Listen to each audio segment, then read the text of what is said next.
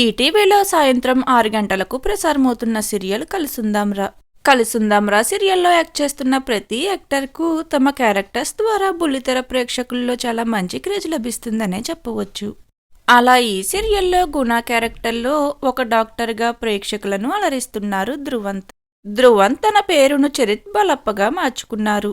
ఇక కన్నడ యాక్టర్ అయిన చరిత్ తన యాక్టింగ్తోనూ అందంతోనూ అతి తక్కువ టైంలోనే కలిసుందాంరా సీరియల్తో తెలుగు ప్రేక్షకులకు బాగా చేరువయ్యారనే చెప్పవచ్చు.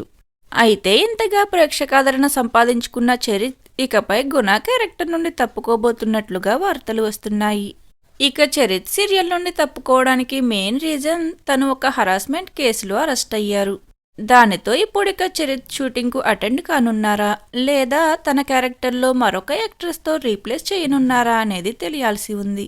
మరి గత కొన్ని రోజులుగా గుణ క్యారెక్టర్లో ప్రేక్షకులను అలరిస్తున్న చరిత్ కలిసుందాంరా సీరియల్ నుండి తప్పుకోవడంపై మీ ఒపీనియన్ ఏమిటనేది కామెంట్ సెక్షన్లో కామెంట్ చేయండి. Thank you for watching.